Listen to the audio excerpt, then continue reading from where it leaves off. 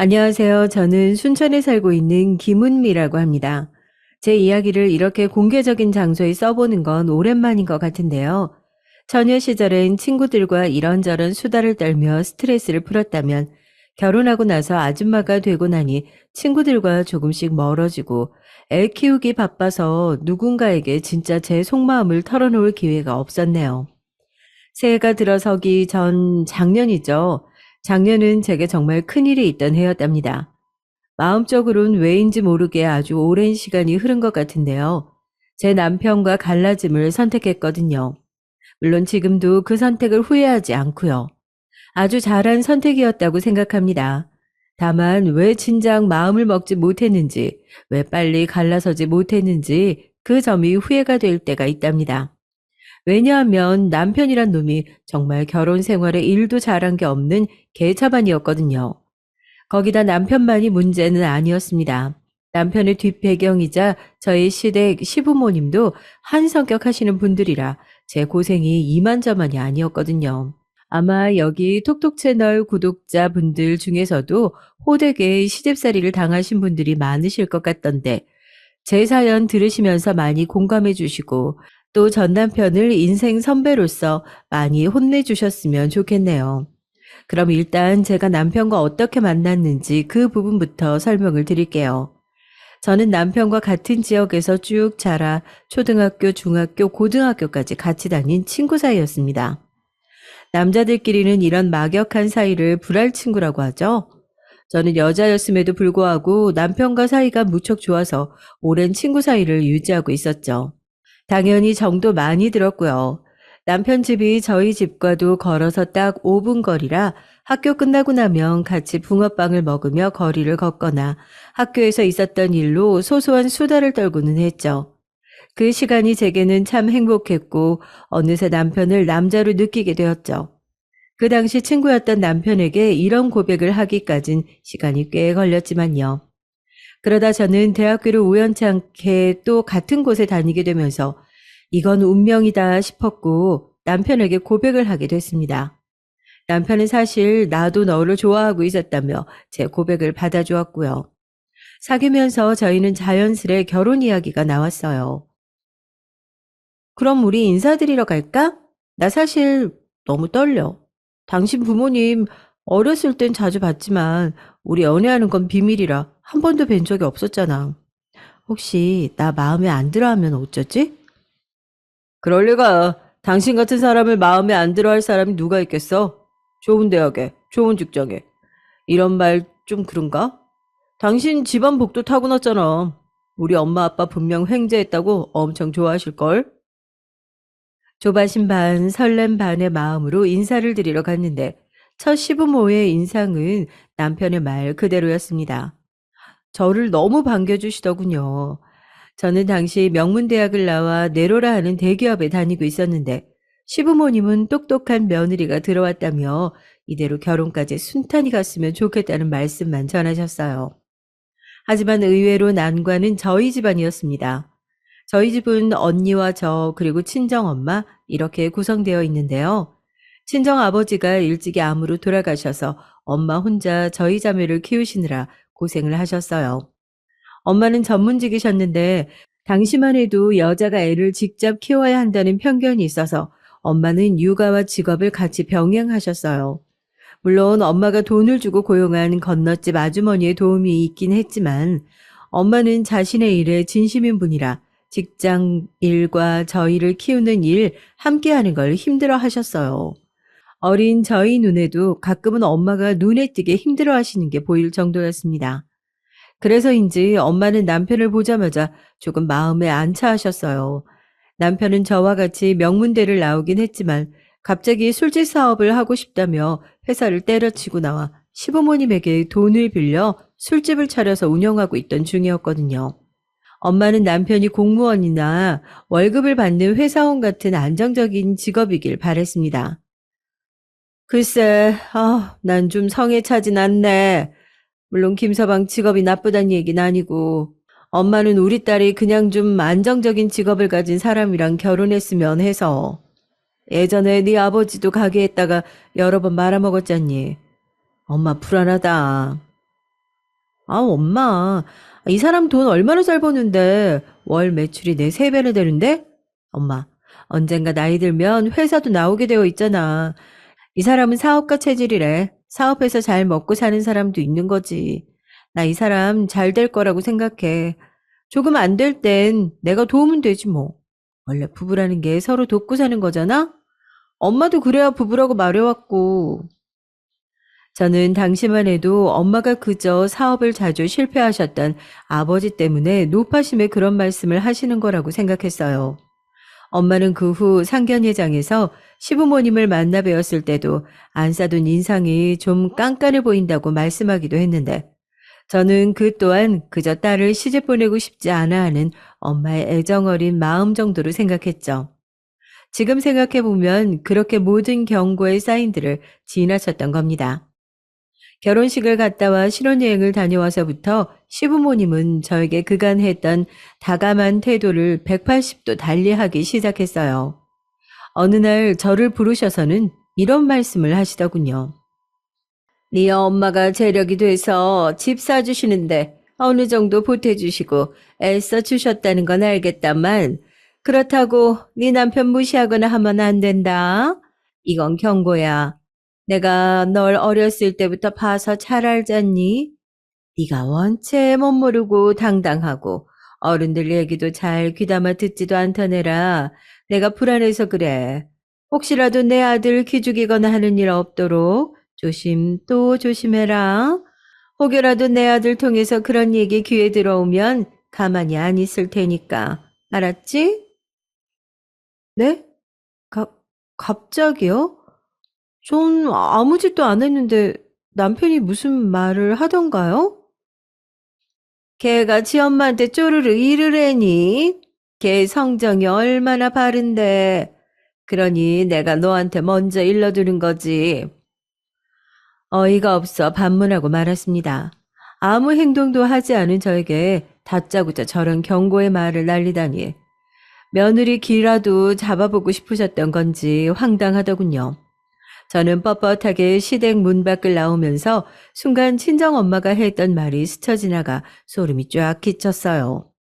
시어머니 옆에 계시던 시아버지 역시 다정하고 온화한 분인 줄로만 알았는데 시어머니 말을 수긍하시며 저를 험악하게 쳐다보고 계시더군요. 무섭기도 하고 충격적이기도 했습니다. 사람이 이렇게 갑자기 달라질 수 있다는 게 말이에요. 그날 저는 이 일을 남편에게 말하게 되었는데요. 시부모님에게 전하지 말라고 하면서 하소연을 했더니 남편은 예상 외의 반응을 보이더군요. 지나치게 낙관적이고 지나치게 태평했습니다. 아, 그거. 우리 엄마가 원래 아들 사랑이 커서 그러시는 거야. 당신도 알다시피 내 여동생이 하도 엄마 속을 썩이는 바람에 엄마가 나만 바라보고 사셨잖아. 그래서 그래. 너무 심각하게 생각하지 마. 그럼 아버님은? 제 말에 남편은 약간 할 말을 잃은 표정으로 하며 계속 뜸을 들이더라고요. 아니, 아버님은 왜 뭐 때문에 그러시는 건데? 아니, 나한테 결혼 전에는 며느라가라고 하면서 그렇게 잘 해주셨던 분이 갑자기 왜? 그러게. 그건 나도 모르겠는데?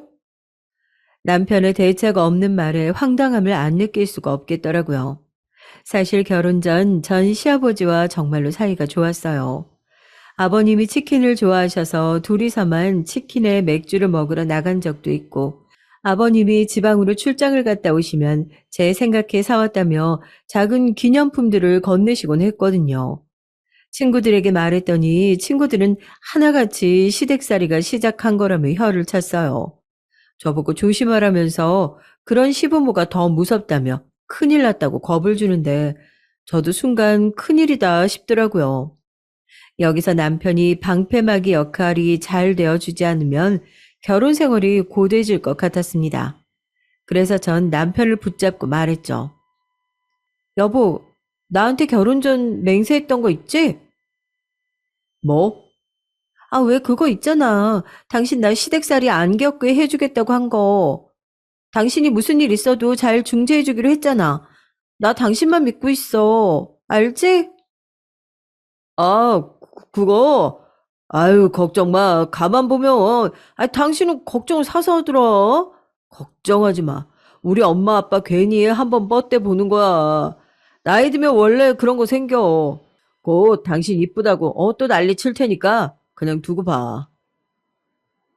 이때 남편의 태도에 저도 약간 전염이 되었던 건지 남편이 그렇게 허허실실 웃으며 달래주자 저도 이 일을 지나치고 넘어가게 됐어요. 대신 저희 친정언니가 사우나를 같이 가는 사이여서 친정언니가 한 번씩 물어볼 때가 있었는데 그때는 솔직하게 털어놨죠. 시부모님이 생각보다 엄하시다는 것을요. 언니는 많이 걱정하는 얼굴이었지만 당시엔 시부모님으로부터 들어오는 별 압박이 없어 제가 괜찮다며 대화를 얼버무렸습니다. 그래도 너 무슨 일 있으면 엄마나 나한테 꼭 연락해야 돼. 알겠지? 괜히 혼자 끌어안고 있지 말고. 이러려고 가족이 있는 거니까. 네 뒤엔 항상 언니랑 엄마가 있어. 우리 집안 백 절대 어디 가도 뒤처지지 않으니까 니네 시부모님이 뭐라고 하면 바로 우리한테 일러. 알겠어? 알았어, 언니. 그래도 아직 엄마한테 비밀로 해줘. 엄마가 들으면 많이 걱정할 것 같아. 저희 친정엄마는 저와 언니를 합쳐놓은 것보다 훨씬 성격이 세고 한번 화가 나면 굉장히 무서우신 분이었어요. 그렇게 엄마 귀에는 들어가지 않게 조심했죠. 그때 결혼 생활의 평화를 더 지키고 싶었으니까요. 그러던 어느 날 제가 임신을 하는 일이 생겼습니다. 저는 이왕이면 건강한 아이를 출산하기를 원해서 일찍 갖길 원했는데 생각대로 아이가 생겨주니 너무나 경사였어요. 엄마와 언니는 기뻐하며 병원에도 몇 번 따라가 주었고요. 시부모님 또한 좋아하시는 눈치였습니다. 근데 이때 시어머니께서 해선 안 될 말을 하시더군요. 뭐니 뭐니 해도 사내 아이여야 할 텐데 내가 요즘 얼마나 물 떠놓고 비는 줄 모르겠다. 꼭 사내 아이 낳아야 한다. 속으로 생각해도 될 뒷말을 그대로 하시더라고요. 그것도 저희 엄마와 언니가 있는 앞에서요. 물론 옛날 시대에야 사내가 더 귀하고 장남을 우대하는 사상이 있었겠지만 요즘엔 그런 게 많이 사라진 시대잖아요. 그런데 초음파를 보는 저와 친정 가족이 있는 앞에서 대놓고 내뱉은 말에 친정 식구들의 표정이 일순간 굳어졌습니다. 사돈, 사내면 어떻고 여자면 어때요? 저는 우리 딸 닮은 이쁜 여자애도 좋은데. 물론 김서방도 인물이 워낙 좋아서 김서방 닮은 딸도 이쁠 것 같고요. 딱 반반 합치면 좋겠는데 그게 무슨 소리예요? 아니, 첫애는 당연히 아들이어야지. 아무리 세대가 변했다 한들 아들이 중요한 건 맞잖아요. 우리의 뒤를 이을 씨도 결국 아들만이 갖고 있는 건데 사도는 시집살이 안 해보셨어요? 아실 만한 분이 왜 이러실까? 여기에 저희 친정엄마가 열이 받으셨어요. 친정엄마는 시집살이를 고되게 한 편이었고 그래서 남녀 차별 더더욱 예민하신 부분이 강하셨거든요. 사돈, 저도 알 건 압니다. 그래도 전 이왕이면 귀한 손주니 남녀에 의미 두지 않기를 바라는 거. 아이고, 변호사라 말 한번 번지르르 하시네. 그래요. 어디 한번 계집애가 나와도 사돈 얼굴이 펴질지 봅시다. 참고로 나는 우리 며느리가 계집애 낳으면 쳐다도 안 볼 거예요. 어디 뒷방에다 놓고 키우든가 말든가. 예, 난 애 보러 안 올 거니까 그리 알아라. 나한텐 연락하지 마. 뭐라고요? 사돈, 말씀이 너무 지나치시네요. 기가 찼습니다. 엄마와 저 언니 모두 경악하는 얼굴로 시어머니를 쳐다봤는데 혼자만 요지부동으로 꿋꿋하셨어요. 그리고는 흥 하고 콧방귀를 끼더니 나가버리시더군요. 시어머닌 그러고 나서도 그날 저녁 제게 전화로 저희 친정엄마 험담을 늘어놓으셨습니다. 자기를 우습게 보고 있다느니 네 엄마가 암만 잘난 변호사라고 해도 그런 법이 어디 있냐느니 하는 말들이셨죠. 제가 보기엔 시어머니가 친정엄마에게 열등감을 느끼고 있었던 것 같아요. 시어머니는 중졸이셨는데 전에 대학을 가고 싶어도 집에서 보내주지 않아서 못 간 한이 있다고 말씀하셨거든요. 그러기에 저희 친정엄마를 더더욱이 부러워하시는 것 같았습니다. 그건 이해할 수 있었어요. 사람이라면 그런 열등감이나 콤플렉스는 다들 있을 수 있죠. 근데 아무리 그렇다고 저희 친정엄마를 향해 자꾸 네 엄마라는 호칭을 쓰는 건 기분이 나빴고, 제 아이 성별 여부를 두고 사내 아이여야만 한다는 건 말도 안 되는 억지를 부리는 것밖에 안 되었죠. 어머니, 저 솔직히 말씀드릴게요. 저는 아이가 남자여도 괜찮고 여자여도 괜찮아요. 저희 엄마 말 맞다나 그게 뭐가 중요한가 싶어요. 그냥 소중한 아이잖아요? 어머님이 너무 남자만 고집하시니 저도 스트레스 받아요. 그리고 저희 엄마한테 사돈이란 호칭이 있는데 자꾸 왜 네 엄마라고 하시는 거예요? 뭐야? 너도 이제 말 대꾸 따박따박 하겠다는 거냐? 아유, 모녀가 아주 쌍으로 칠할들을 하네. 야, 너 내가 못 배워 처먹은 농사꾼 집안에서 태어났다고 지금 무시하는 거지? 네 엄마도 결국은 여자고 나도 같은 여잔데 어디서 뻐기고 있어. 너도 임신하면 집에 들어앉아서 애나 볼 주제면서 말이야. 내가 다시 한번 말하는데 애는 반드시 사내여야 한다. 무슨 벽에다 대고 말하는 기분이더라고요. 여기에 저희 시아버지까지 가세하셨는데 미치는 줄 알았습니다. 그래, 그건 네 시엄마 말이 맞지. 자고로 첫 아이는 남자여야 돼. 그게 맞는 거다. 너도 배울 만큼 배웠으니 그 정도는 알지 않냐? 아버님, 여보, 뭐라고 말 좀 해봐. 어? 아, 미안, 나 저 게임하느라고 얘기 못 들었다. 뭐라고? 무슨 얘기 중이었어? 전 여기서 너무 화가 나 그만 남편에게 빽 소리를 질러버리려다가 한번 꾹 참고선 집 밖으로 나오고 말았습니다. 집 바깥에 공기를 들이마시자 눈물이 왈칵 솟아오르더라고요. 비처럼 줄줄 눈물이 흐르는데 뒤에 이어 나온 남편은 대연하게 담배를 물고는 저보고 또 왜 우냐고 묻더라고요. 남편의 시선은 마치 별것도 아닌 걸로 징징거리는 여자를 보는 시선이었습니다. 당신 나랑 한 약속 잊었어? 이럴 때 내 방패막이가 되어달라고 한 거잖아. 당신 도대체 뭐 하는 사람이야?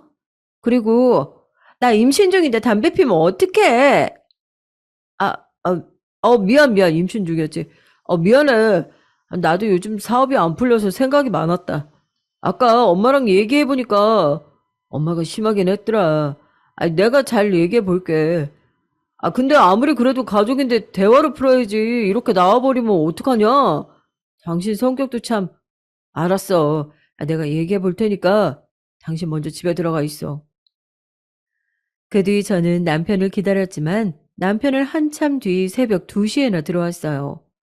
무슨 긴 대화를 나누고 왔나 해서 물어봤건만 시부모님과 잠깐 대화하고 친구를 만나고 들어왔다고 하더군요. 보나마나 자기 술집에서 강냉이를 까며 술이나 마시다 온 게 뻔했습니다.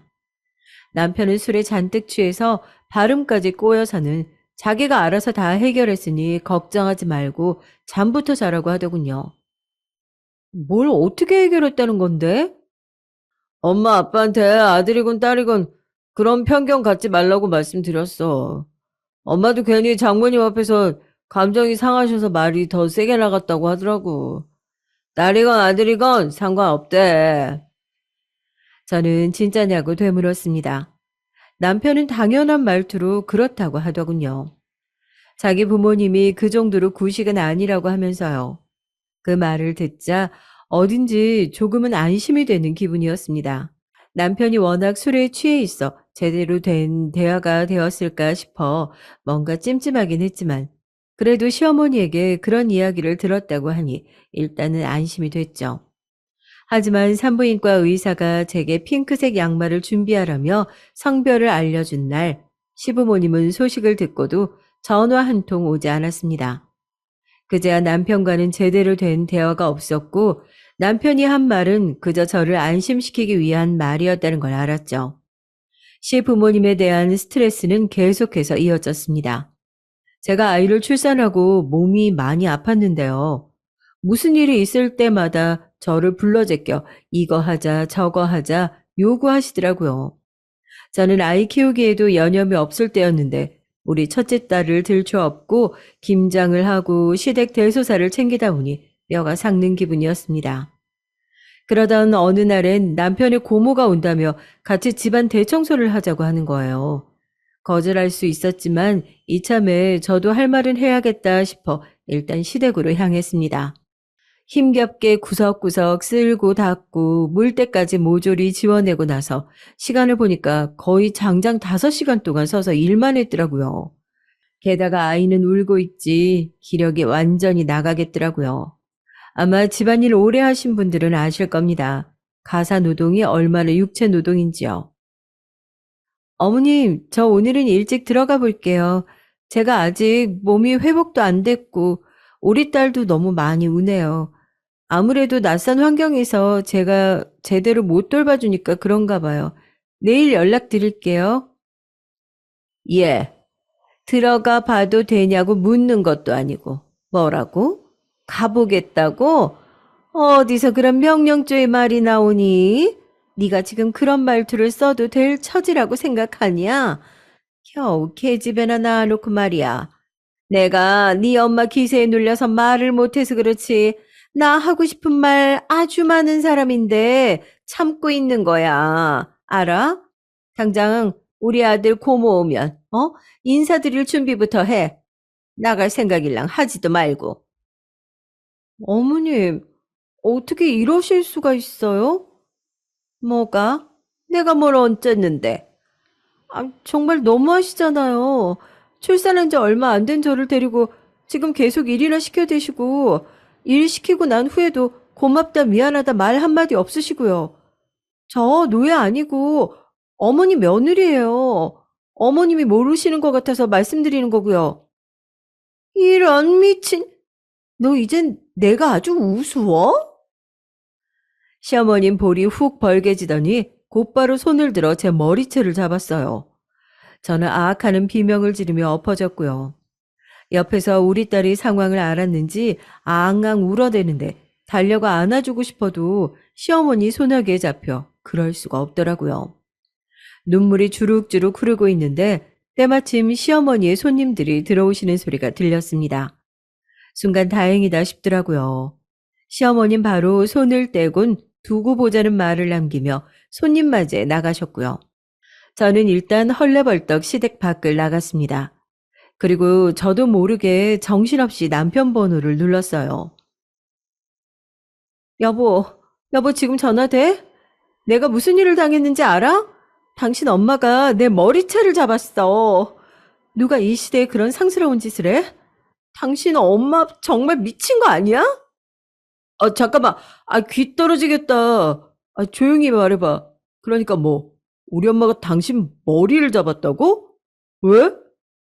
왜긴 왜야. 내가 힘들어서 집에 좀 가겠다고 하니까 대뜸 잡으신 거지. 난 어머니한테 노예야? 며느리가 아니라고. 당신만 몰라. 참. 알았어. 내가 전화해 볼게. 근데 무슨 오해가 있었겠지. 엄마가 그럴 분이 아니신데. 그 말에 저는 더 미치는 줄 알았어요. 진짜 온 동네가 떠나가라 소리 꽥 지르고 그리고 나선 주변을 둘러보는데 눈앞이 흐릿해지더군요. 마치 무언가에 얻어맞은 것처럼 정신이 없어졌습니다. 그 뒤로부터 기억이 나지 않아요. 그 말을 하고 나서 완전히 기억이 까맣게 지워졌어요. 눈을 뜨니 응급실이더라고요. 제 옆엔 남편이 있었고 걱정스러운 얼굴을 하고 있는 친정 식구들이 있었습니다. 어, 일어났어? 장모님, 일어났나 봐요. 남편의 목소리에 엄마와 언니 얼굴을 보니 금방이라도 눈물이 터질 것 같았습니다. 엄마는 절 보자마자 의사를 불렀고 저는 몇 가지 검사를 받은 결과 면역력이 많이 약해져 있고 스트레스가 심해 실신했다는 판정을 받았어요. 엄마는 검사 결과를 듣자마자 곧바로 화가 나셔선 남편부터 찾았습니다. 이때 저희 엄마를 말릴 수 있는 사람은 아무도 없었죠. 남편은 엄마의 호출에 곧바로 기가 죽은 얼굴로 쭈뼛쭈뼛 걸어왔습니다. 이보게, 김서방, 어쩜 이럴 수가 있나? 우리 애가 사돈집에서 청소를 하다 실신했다는 게 이게 사실인가? 어떻게 애가 이 지경이 되도록 자넨 놔두고 그냥 볼 수가 있어? 그러고도 자네가 남편이야? 이거 어떻게 해결할 건가? 어? 죄송합니다, 장모님. 저도 몰랐던 일이라. 사실 제가 요즘 사업이 안 풀려서 계속 그 사업 생각을 하느라 정신 없었나 봐요. 앞으로는 좀 더 신경 쓰겠습니다. 말 같지 않은 소리 하지 마. 자네 나한테 빌려간 돈, 그 돈 빌려갈 때와 지금이랑 영 태도가 딴판인데. 저는 이날 처음 아주 새삼스러운 사실을 알게 되었네요. 바로 남편이 친정 엄마에게 꽤나 거액의 돈을 빌려갔다는 것이에요. 그것도 모르고 저는 남편이 열심히 돈을 벌어오는 줄로만 알고 고마워했었고요. 알고 보니 제가 그간 받아왔던 생활비는 모두 남편이 친정 엄마에게 빌린 돈이었던 겁니다. 제가 남편에게 왜 진작 말하지 않았냐고 따지고 드니까 남편은 무능한 가장이 되기 싫어서 그랬다고 합니다. 그 솔직한 답변에 더 기가 찼네요. 남편은 장모님께 빌린 돈도 빠른 시일 내에 갚을 거고 우리 애도 잘 키울 수 있는 환경을 만들 테니 한 번만 봐달라고 하더군요. 내가 잘못한 거 알아. 진작 말하지 않은 건 미안해. 근데 나도 체면이라는 게 있지. 어떻게 말을 하냐. 사업 망했다고. 미안해. 대신 내가 우리 애랑 당신은 꼭 책임질게. 약속해. 내가 못 산다, 정말. 나 몰래 사업 망하고도 말도 안 하고 우리 엄마한테 돈 빌린 사람을 내가 어떻게 믿고 살아. 당신이라면 믿을 수 있겠어?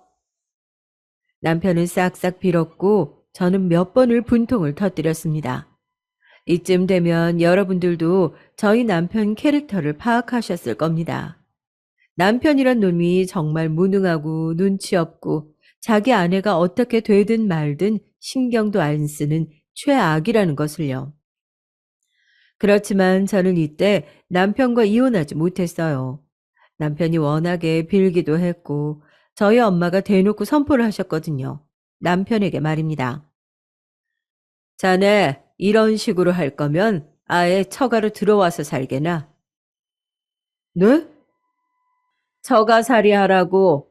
내 딸이 시집살이 이렇게 지독하게 당하는데 자네라고 못할 게 뭐야?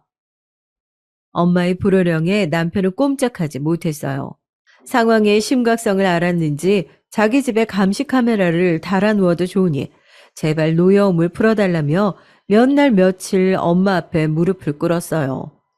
친정 언니도 단단히 화가 나서는 형부와 함께 남편을 크게 다그쳤습니다. 형부에게 감사한 것이 이때 형부가 남편을 많이 혼내주셨거든요. 남자 대 남자로 말하는데 자네 이런 식으로 살면 안 돼. 우리 처제가 착해서 망정이지. 다른 여자 있으면 진작에 도망가고 남았어. 장모님에게 돈도 빌렸다던데.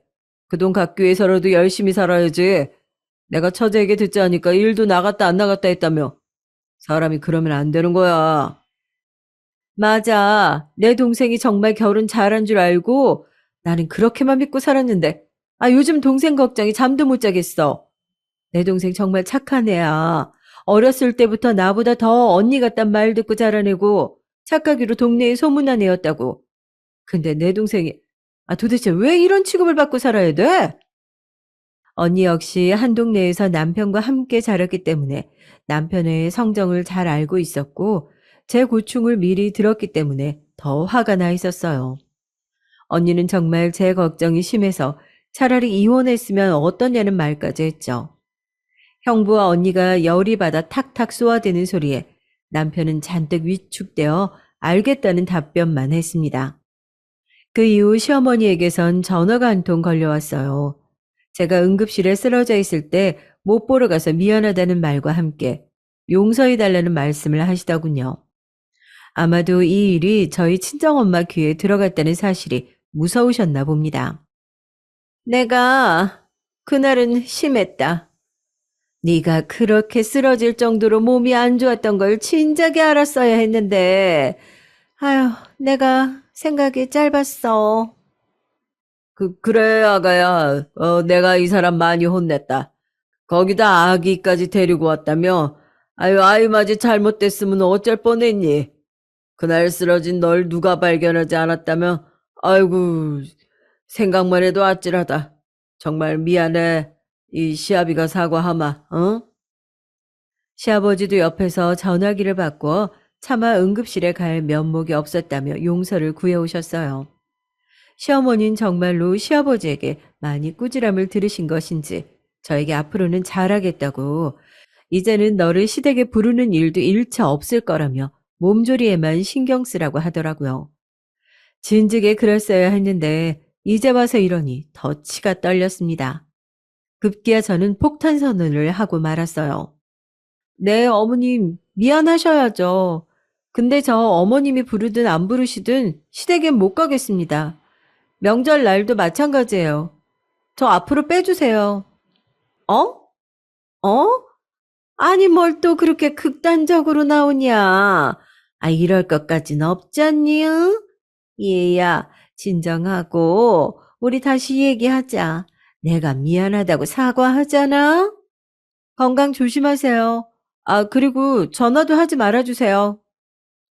저는 그렇게 시댁과 단절을 선포하고는 전화를 끊어버렸습니다. 명절에도 가지 않겠다는 말이면 시어머니도 어느 정도 알아들었으리라 생각했어요. 사실상 며느리가 명절을 챙기지 않겠다는 건 이제 완전히 시댁과는 안 보고 살겠다는 말이었으니까요. 노발대발 할 줄 알았던 시어머니는 그러지 말라며 저를 설득하더라고요. 허나 이미 마음에 돌아선지라 어떤 말도 들리지 않았습니다. 남편에게도 그대로 시어머니에게 한 말을 전했고요. 남편은 이미 죄 지은 인간으로 낙인 찍혔기 때문에 제 마음대로 하라면서 아무 말도 하지 못했어요. 그래, 당신 그날 마음의 상처가 컸을 테니까 우리 엄마도 보고 싶지 않겠지. 다 이해해. 다만 여기서 생각지 못한 악인이 등장했는데요. 바로 신우였습니다. 지금껏 신우 이야기를 제대로 말씀드리지 못했는데요. 신우이는 미혼에 화장품 매장 관리 일을 하고 있어요. 조금 직설적으로 말씀드리면 나이가 들어가는데도 결혼은 하지 못하고 있었고 화장품 매장 관리 일을 한다지만 툭 하면 매장을 옮겨 다니기 일쑤였고요. 어렸을 적부터 사고를 워낙 많이 쳤던지라 시어머니와도 사이가 안 좋아서 제 앞에서 몇 번 싸우기도 싸웠어요. 그러다 이제는 그마저도 귀찮은 건지 시어머니와도 별 대화가 없었고 저와도 마찬가지였습니다. 시댁에서 마주친다 하더라도 간단한 인사 한마디 없이 그냥 핸드폰이나 하더라고요. 그러다 어느 날 제가 먼저 말을 걸었는데 신우의 반응을 보고 이 날을 계기로 전 신우에게 다시 말을 걸지 않았습니다. 그날 신우의 화장이 좀 달라지고 옷도 이쁘게 입은 것이 꼭 어디 선보고 온 사람 같길래 제가 지나가는 식으로 오늘 이쁘다는 칭찬을 해주었더니 신우이가 절 노려보며 그러더라고요. 나한테 왜 갑자기 잘해주는 거예요? 뭐 나한테 잘못한 거 있어요? 네? 아니요, 저는 그냥 아가씨가 오늘 선보고 오신 것처럼 이쁘게 하고 오셨길래 한마디 한 것뿐인데요. 나쁜 의도는 아니에요. 아, 기분 나빠. 결혼 안 한 사람한테 선보고 오신 것처럼 이런 말 예의가 아니지. 아, 뭐, 나 놀리는 거야, 뭐야. 나 노처녀라고 대놓고 무시하는 거예요? 나도 자존심이 있어. 내 결혼 문제는 내가 알아서 할 거니까 신경 꺼요. 갑자기 급발진하는 모습에 너무 놀랐습니다. 아니, 노처녀 컴플렉스라도 있는 건지 보통 칭찬을 들으면 예의상 고맙다고 한다든지 그도 아니면 그냥 넘어가야 하잖아요. 시어머니에 이어 시누이까지 콤플렉스 가득한 모습에 진절머리가 쳐지더라고요. 말 한마디면 천냥빚을 갚는다고 하던데 시누이는 말 한마디를 해도 저리 독살스럽게 하니 너무 무서워 말을 걸겠나요?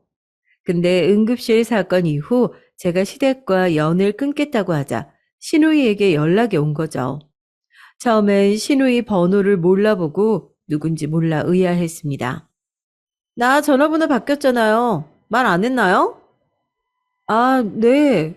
말 안 해서 몰랐어요. 아, 바뀌셨어요? 근데 무슨 일이세요?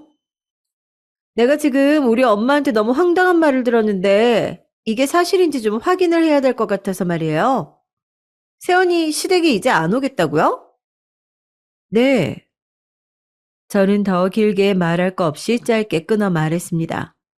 근데 확답의 어조에 신우이는 픽하고 코웃음을 치더니 예상치 못한 말을 하더라고요. 아니, 세연이도 내가 우리 엄마랑 아빠랑 사이가 그지 같은 거 알죠?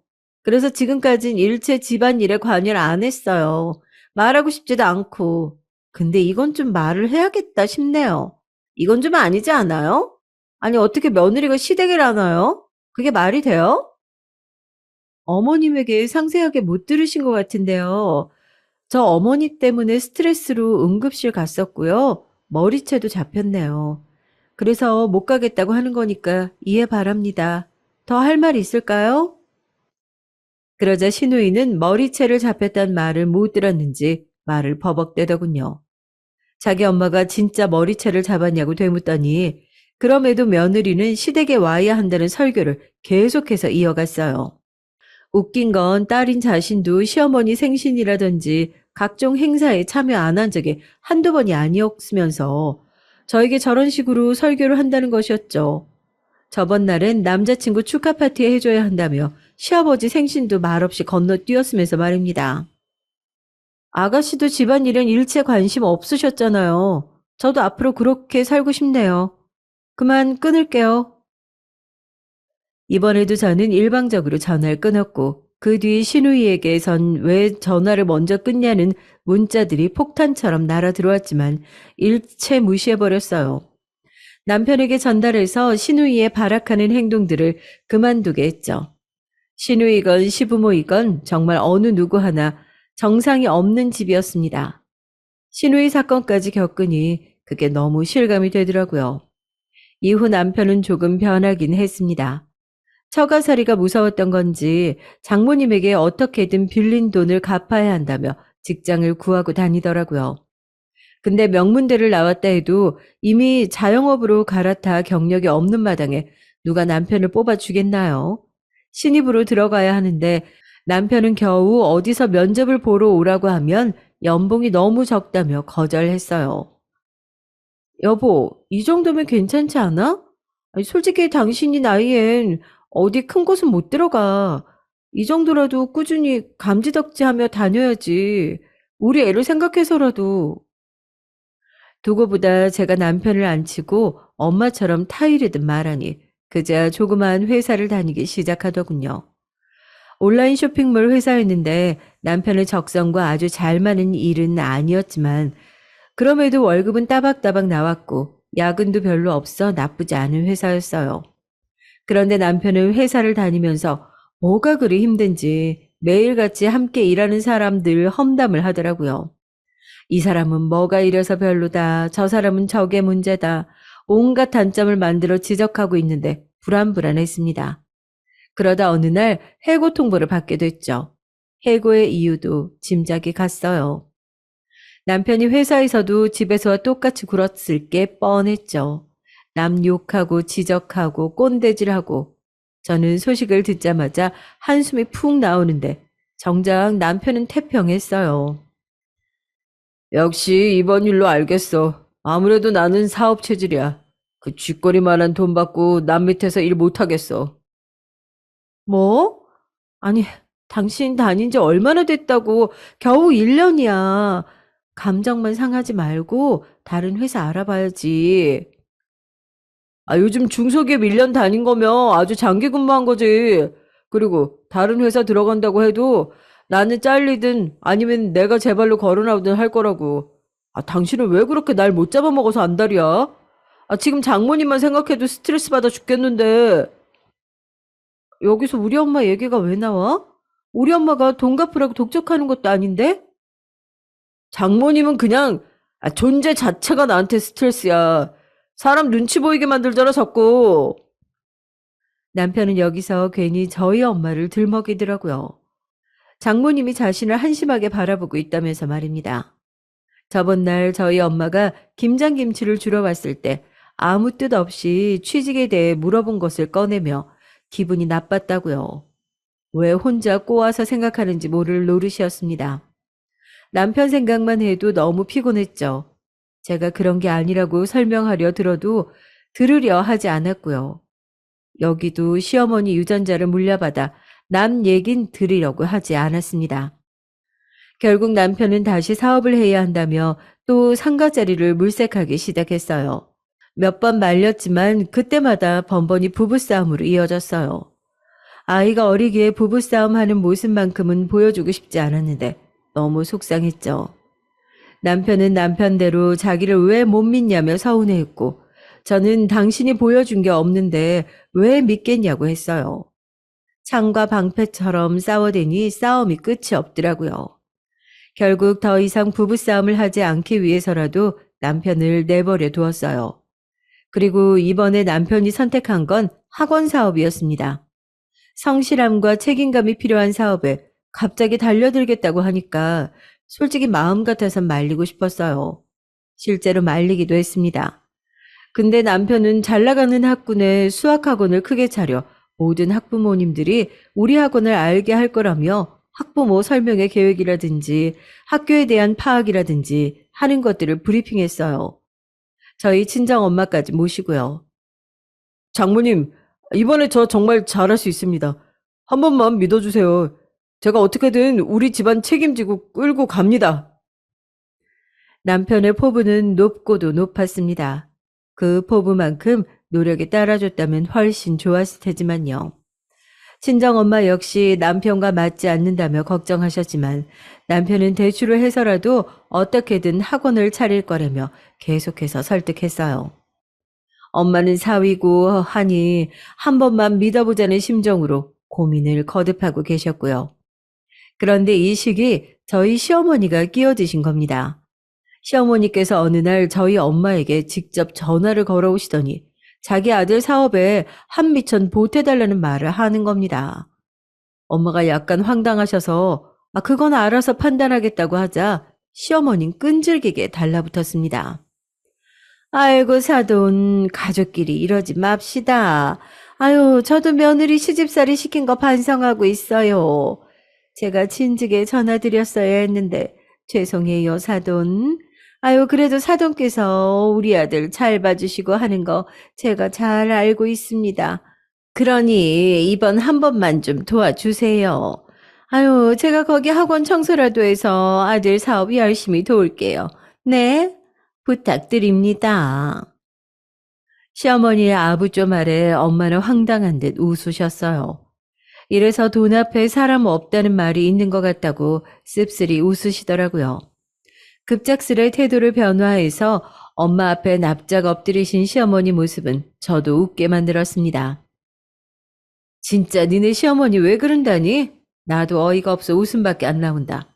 아니 전화를 할 거면 진즉에 했어야지. 지금 와서 하면 뭔 소용이야. 아우 정말 얄미워 죽겠네. 언니는 이번 일로 시어머니가 더 싫어졌다며 한탄했어요. 심정이야 저도 같았죠. 엄마에게 남편 사업을 돕지 말라고 했습니다. 허나 친정엄마는 저와는 생각이 다르셨어요. 남편의 열정과 진정성을 한번 믿어주고 싶어 했습니다. 남편이 회사도 고사하고 사업에 열정이 있는 거라면 속는 셈 치고 믿어주시기로 한 거죠. 제 남편이기도 하지만 제 딸의 아빠이기도 했으니까요. 남편은 정말 열심히 했고 결과는 의외였답니다. 처음에는 미약해 보였던 출발이었는데 어느새 점점 학원생이 늘어나더니 동네에서 입소문을 타고 대형 학원으로 자리매김한 것이었어요. 저는 남편이 소홀해지지 않기만을 바랬죠. 저희 딸아이를 생각해서라도 남편에게 그러지 말아달라고 당부했고요. 돈이 벌리면 벌릴수록 남편은 아직도 모르겠냐며 장모님에게 빌린 돈 곧 갚을 수 있을 것 같다고 하더군요. 남편의 태도는 아주 기고만장 그 자체였습니다. 내가 말했지. 당신 나를 못 믿었던 거야. 어? 거 봐봐. 잘 됐잖아. 나는 뭘 하든 성공할 사람이야. 나는 타고난 사업가라고. 어? 원래 당신 같은 사람은 못 알아봐. 작은 그릇의 사람들은 그 큰 그릇의 사람을 이해할 수가 없거든. 당신은 이제 집에서 애나 볼 처진데 나한테 고마워하지? 당신 말을 왜 그렇게 해? 애나 볼 사람이라니. 나도 애 어느 정도 키워놓고는 나가서 일할 거야. 아이고, 무슨 일이야. 남편이 잘 벌면 여자들은 그냥 집에 있으면 되는데. 그리고 당신이 어떻게 일을 하냐? 경력 단절된 여자 누가 뽑아준다고. 그렇다고 당신이 엄마처럼 전문직도 아닌데. 기분 나빴지만 저 스스로도 정말 누가 나를 뽑아줄까 하는 걱정을 하고 있었기에 아무 말을 할 수가 없었어요. 그리고 남편의 이런 말들이 귀여운 허세라고 생각도 안 되더군요. 왜냐하면 학원 사업이 잘 풀리고 난 후 남편은 매일같이 왕처럼 집에서 군림하려 들었거든요. 집에서 애 보는 사람이 왜 내줘도 못하냐, 반찬을 좀 더 정성스럽게 만들 순 없냐, 잔소리가 늘어나기 시작했습니다. 하다못해 세탁기에 옷만 잘못 돌려도 역성을 냈으니까요. 저희 친정엄마가 한 번씩 일부러 집에 들러 집안을 살피지 않았다면 아마도 남편은 저에게 더 엉망으로 굴었을 거예요. 그리고 이 시기 또 한 번의 충격적인 사건이 일어나고 말았습니다. 저에겐 친정엄마가 따로 주신 비상금 통장이 하나 있었어요. 이 비상금 통장은 친정엄마가 저를 따로 부르셔서 김서방한테 절대 말하지 말고 그냥 너만 갖고 있어. 엄마가 보니까 지금 김서방 기고만장에서 사리 분별도 제대로 안 되는 상태 같던데 괜히 눈치 보지 말고 너 아이 키우는데 필요한 거 너 사고 싶은 거 마음껏 사. 알았지? 라고 말씀하시며 준 통장이었어요. 엄마, 그래도 이렇게 큰 금액을, 나 이 정도까진 필요 없어. 엄마는 무려 5억이라는 돈을 주셨어요. 엄마가 벌어들이는 소득에 비하자면 그리 큰 돈도 아니었지만 그럼에도 엄마의 마음이 느껴져서 감사해지는 순간이었습니다. 엄마는 여기에 친정언니의 돈도 들어가 있다며 언니가 저를 항상 생각하고 있다는 마음을 전하고 싶어 준 돈이라고 하더라고요. 이렇게 결혼해서도 절 챙겨주는 언니가 너무 고마웠어요. 저는 그 통장을 남편에게 말하지 않고 꼭꼭 숨기고 있었습니다. 그러다 남편이 그 통장을 발견해 버렸고 뭐냐고 묻기에 솔직하게 말하고 말았죠. 당시엔 이미 들키게 된 이상 말해도 상관없다고 생각했었어요. 거짓말할 도리도 없었고요. 근데 이게 화근이 될 줄 몰랐습니다. 어느 날 제가 치약이 떨어져서 남편에게 생활비를 좀 더 보태달라고 말했더니 남편이 화를 내더군요. 남편은 당시 저에게 돈 문제로 잔뜩 예민해져 있었어요. 학원이 비수기라 스트레스를 많이 받고 있었거든요. 아니, 생활비를 그 정도 줬으면 됐지. 또 뭐 때문에 자꾸 돈을 달라는 거야. 야, 200이면 됐지. 그 이상 넘어가는 돈은 네가 벌어다 써. 여보, 당신이 우겨서 지금 우리 애 영어 유치원 다니고 있는 거 잊었어? 그래놓고 무슨 생활비를 저 안에서 해결하라고 하는 거야. 난 이 돈 부족하다고 몇 번 말했어. 생활비 올려줘. 몇 번 남편과 입씨름을 했지만 남편은 저에게 절대 생활비를 올려주지 않겠다고 했습니다. 정말 열받더군요. 제가 돈을 안 벌고 있다는 걸 공격하는 것도 화났고요. 저는 당시 남편 도움 받기 싫어 동네 프랜차이즈 빵집에서 파트타임 아르바이트를 하고 있었는데요. 남편은 그걸 말하면서 비우기까지 했어요. 야, 알바해서 어떻게 돈을 벌지 모르겠지만 뭐 잘 한번 해봐. 너도 좀 고생을 해봐야 네 남편이 얼마나 힘들게 일하는지 알지. 그지? 엄마가 주신 비상금 통장은 아끼고 아껴 나중에 우리 아이 등록금으로 쓰고 싶었지만 어쩔 수 없이 그때부터 저는 통장에 있는 돈을 야금야금 쓸 수밖에 없었습니다. 남편이 생활비를 주지 않으니 그래야만 했죠. 그런데 어느 날, 이 날이 아직도 기억이 생생한데요. 신우이가 저에게 직접 문자로 자기 결혼하니 축의금 넉넉하게 해달라는 말을 전달한 날이었습니다.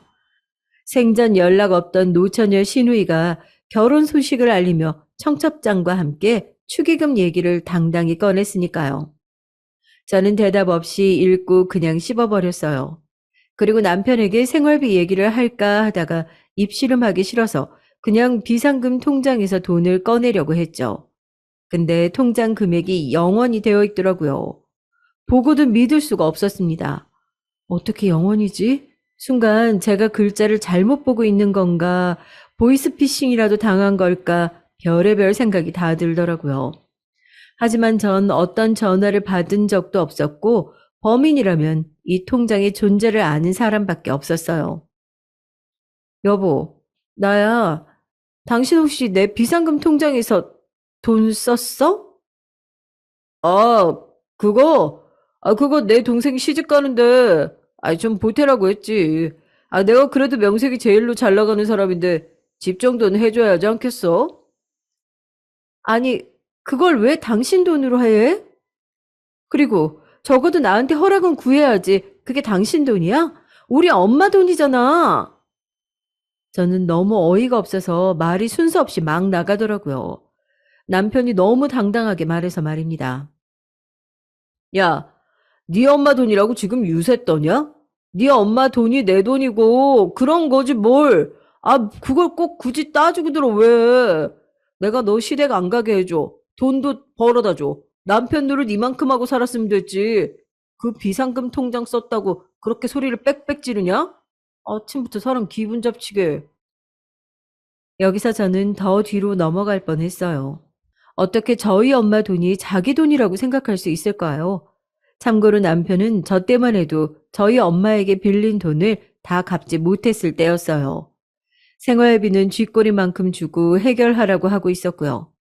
저는 여기까지 한계라고 느꼈습니다. 여기서 더 참다간 정말 호구되기 딱이겠더라고요. 나 당신이랑 못 살겠다. 우리 이혼해. 너 같은 놈하고는 진작부터 엮이는 게 아니었는데 내가 진짜 너랑 엮여서 인생 완전 나락됐어. 뭐? 우리 엄마 돈이 네 돈이라고? 입장 바꿔서 내가 시어머니 돈 썼으면 당신 가만히 있었겠어? 당신 동생도 똑같아.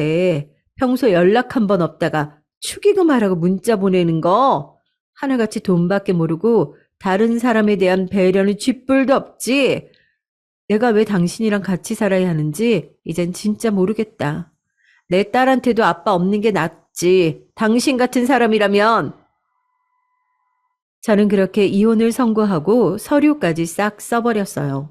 제가 원래 말을 한 번 던지면 곧바로 행동으로 옮기는 성향이거든요. 남편은 제가 이혼을 선언하니 뭐가 당당한지 어디 할 테면 해보라고 하더라고요. 너 같은 경단녀 누가 써준다고 웃기는 소리 하네. 네가 왜 내 애를 가져가? 경제적 능력도 없는 게. 너 지금 네 엄마 백만 믿고 까부나 본데. 니네 엄마 전문직이라고 너무 안심하지 마라. 네 엄마도 늙었고 이제 은퇴할 나이야. 너한테 돈 대줄 사람 아무도 없다고. 하, 우리 엄마가 그저 변호사인 줄만 알았니? 두고 봐. 후회하게 해줄 테니까.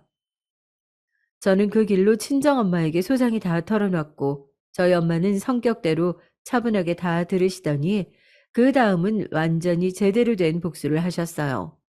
일단 남편을 상대로 어마어마한 억대 위자료 소송을 거셨고 여기에 엄마의 로펌 회사 변호사들이 모두 동원됐습니다.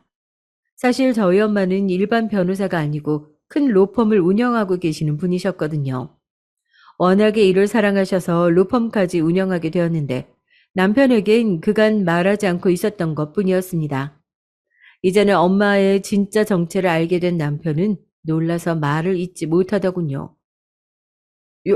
여보, 장모님, 한 번만 기회를 주세요. 못난 사위가 주제도 모르고 나댔습니다. 네, 사부인. 저희 아들 요즘 학원도 안 돼서 죽을 지경이에요. 사돈 돈까지 갚으려면 얘 정말 노숙해야 됩니다. 저희도 얘 거둘 형편이 안 되고요. 이뿐이 아니라 제 허락 없이 통장에 돈을 빼낸 죄까지 달게 받아야 했으니 남편, 아니 이제 전 남편이라고 불러야 할 그 작자는 정말 싹싹 빌더군요. 하지만 버스는 떠났고 저는 용서해줄 생각 없다는 차가운 말로 소리를 질러버렸습니다. 지금은 이혼녀가 되어 아이 하나를 키우며 살아가고 있지만 마음만은 무척 행복해요. 전 남편이란 존재 하나가 떠나가니 세상이 다 환하게 느껴지네요. 여러분들도 혹시 저와 같은 상황 속에서 이혼에 대해 망설임이 있으시다면 그냥 한번 질러보세요. 제 사연이 도움이 됐으면 합니다. 그럼 지금까지 들어주셔서 감사합니다. 안녕하세요. 저는 서울에 사는 50대 남자입니다. 운전할 때 사연을 즐겨 듣는데 제 사연을 제보하게 될 줄 몰랐네요. 며칠 전에 친구와 술을 마시다가 이 얘기를 꺼냈는데 이걸 왜 혼자만 알고 있냐고 저에게 어디 제보해보라기에 생각이 들었습니다. 어디서부터 얘기해야 할까 생각하다 어린 시절부터 얘기를 시작하는 게 좋을 것 같아서 바로 사연을 말해보겠습니다. 여러분들의 생애 최초의 기억이 언제인가요?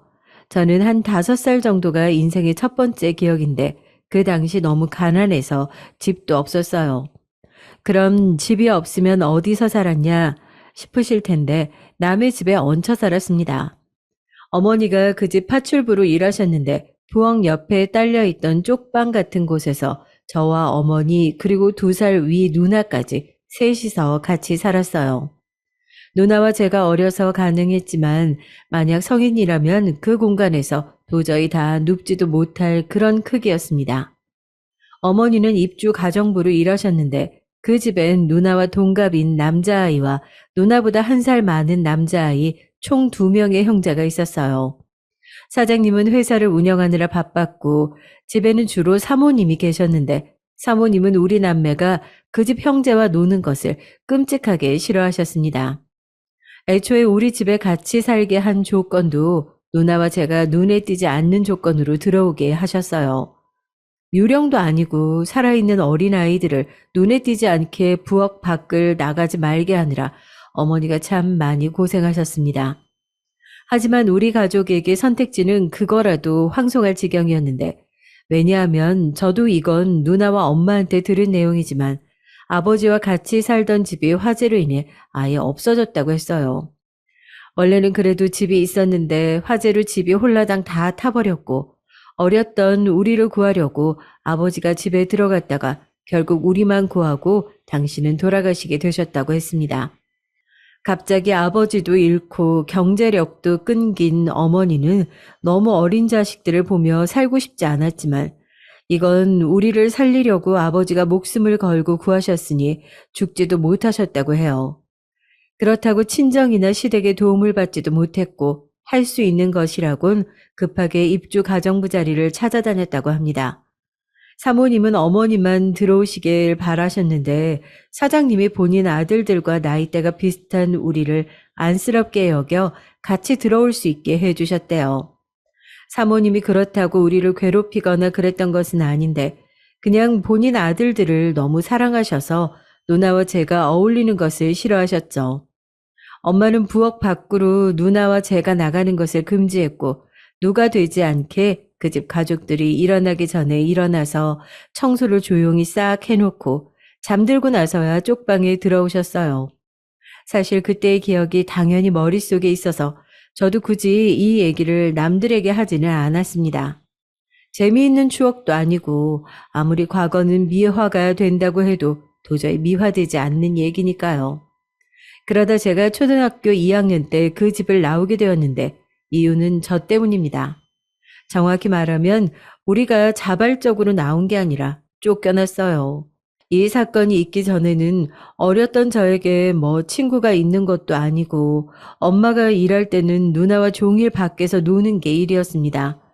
그러다 누나가 학교에 들어가고 저는 아직 입학할 나이가 아니니 혼자 초등학교 운동장에서 운동장에 그림을 그리며 뛰어다니며 놀았죠.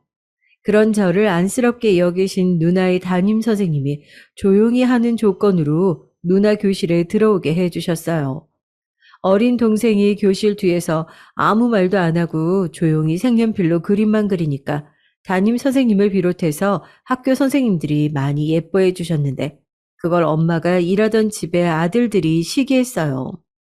제가 본격적으로 학교에 입학하자 선생님들이 누나와 저의 가정 환경을 아시고 많이 도와주셨거든요. 그게 그렇게 싫었는지 형제의 형이 특히 누나와 저를 괴롭혔습니다.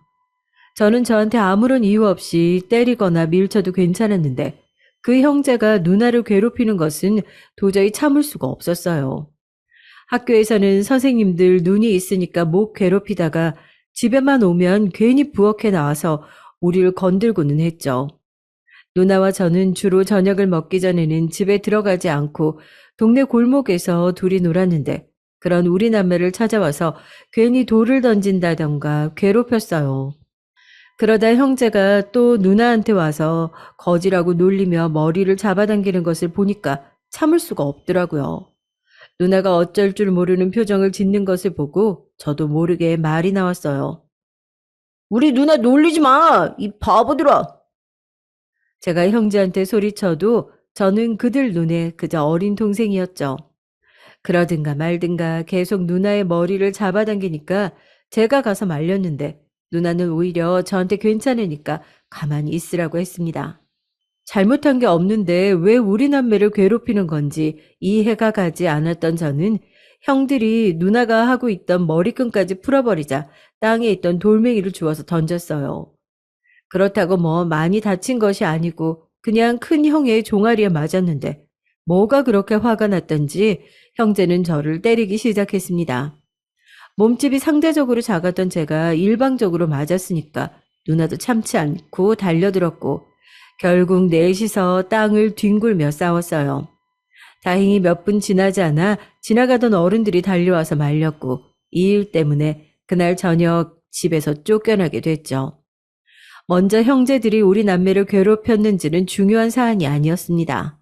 감히 얹혀 사는 주제에 주인집 형제를 때렸다는 게 너무 큰 요소였고 사모님은 당장 나가라고 집이 떠나가라 소리를 지르셨어요.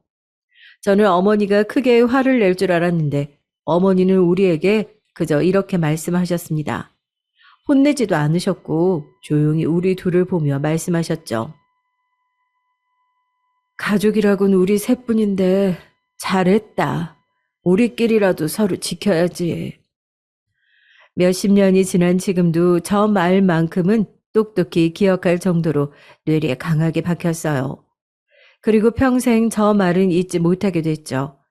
당장 쫓겨나서 어디 갈 곳도 없던 우리는 동네에 있던 허름한 모텔에 갔는데 동네가 좁아 주인 아주머니는 이미 우리가 올 것을 예상하셨어요. 아유, 잘 됐어. 그래, 아이고, 잘 나왔어. 그 집 사모님 성격 더러운 거, 아이, 그거 모르는 사람 있어? 재범아, 잘했어, 어? 아주 그 집 자기들이, 왕이야, 어? 아니지, 왕도 그렇게 행동하네. 주인 아주머니는 마당발이었고 동네 소식을 꿰고 있던 분이었는데 저한테 잘했다고 칭찬을 해주셨습니다. 그렇게 급하게 모텔에서 지내며 누나와 저는 학교에 다녔는데 엄마는 쫓겨나고 동네에 있던 만두집에서 일을 시작하셨어요. 그런데 그 생활도 길지 못했습니다. 사모님은 본인 아들들을 때린 것이 그게 그렇게 화가 났는지 동네에서 영향력을 행사했습니다. 만두집에 가서 엄마를 고용하면 다시는 이용하지 않을 거라고 협박도 하고 모텔에서 찾아왔다고 해요.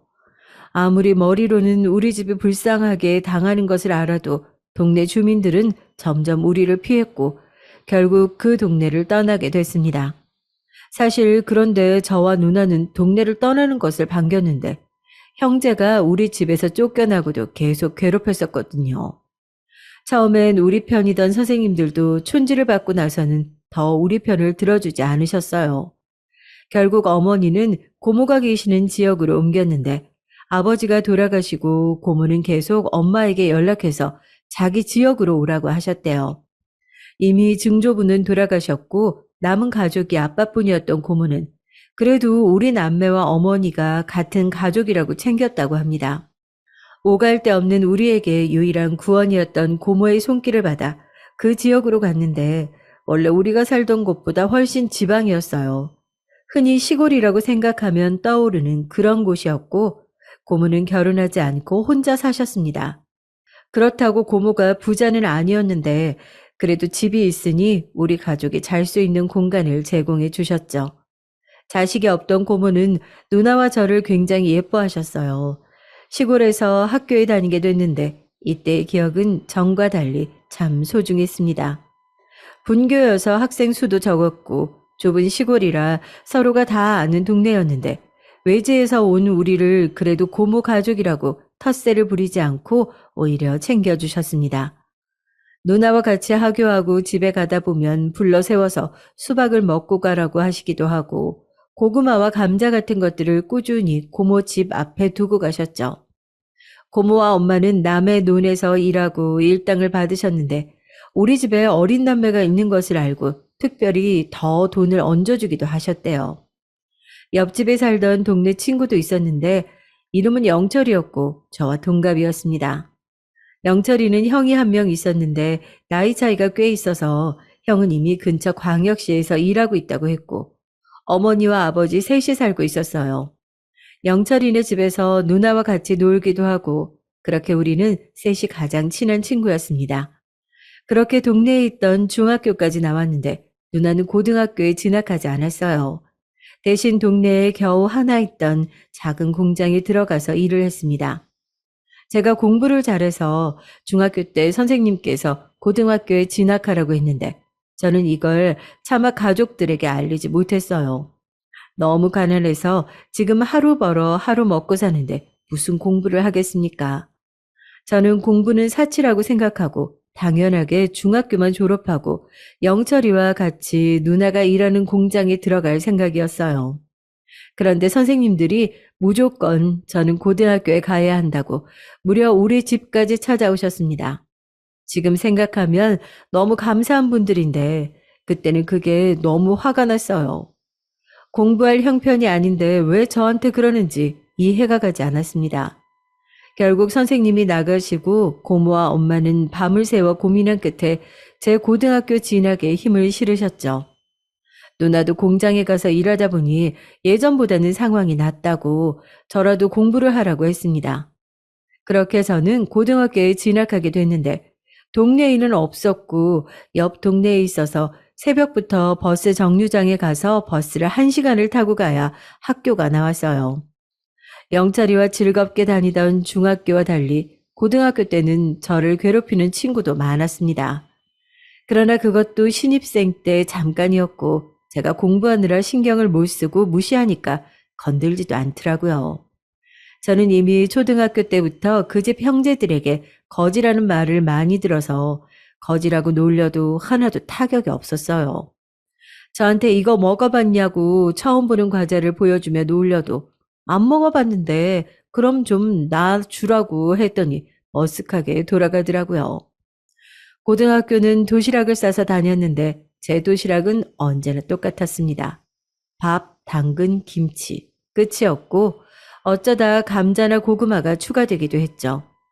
도시락 반찬으로도 참 많이 놀림을 받았는데 화가 나지도 않았어요.